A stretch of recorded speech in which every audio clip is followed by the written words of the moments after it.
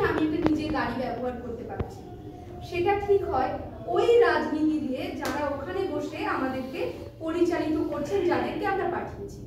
সুতরাং আমাদের জীবন পুরোটাই রাজনীতির উপর নির্ভরশীল। তাই যদি হয় তাহলে আমাদের যে থিয়েটার সেটাও রাজনীতির উপরই নির্ভরশীল হবে বলে আমি মনে করি।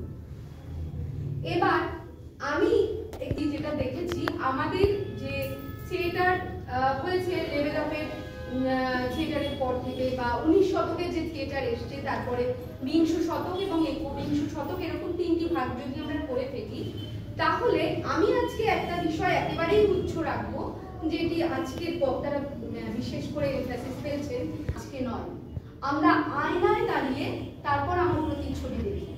অর্থাৎ এই সময়টার আলোচনা আরো 10 বছর পরে গিয়ে আমি বা আমার উত্তরসূরি কেউ করবে।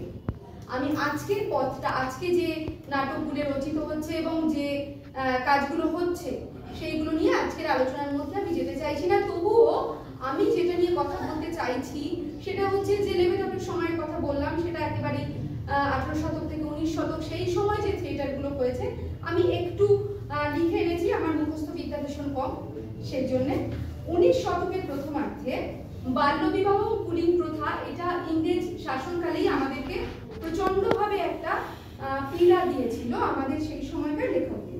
সেই জন্য মধুসূদন দত্ত, রামনারায়ণ তর্করত্ন, দীনবন্ধু মিত্র এরা অনেক এই বিষয়গুলির উপরে লেখালেখি করেন।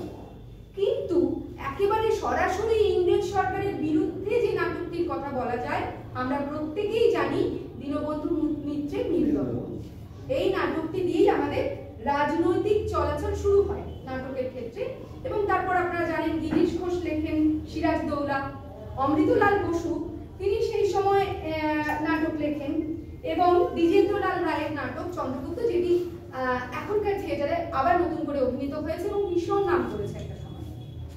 আমি রবীন্দ্রনাথের কথা বলবো, শোষণযন্ত্রের এবং যান্ত্রিক সভ্যতার বিরুদ্ধে একটি নাটক তিনি সেই সময় লেখেন, মুক্তধারা।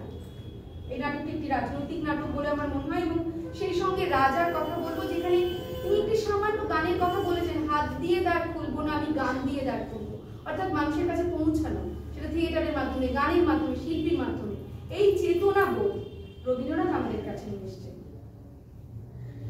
এই সময় আরেকটি জিনিস আমাদের যারা নাটক লিখছেন বা করছেন তাদেরকে পীড়িত করে, সেটা হচ্ছে 76-এর মন্বন্তর দুর্ভিক্ষ।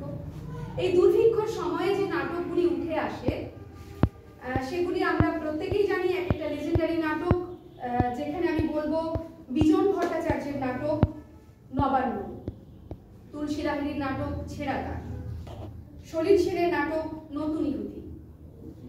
এই পর্যায়ের পরে আমরা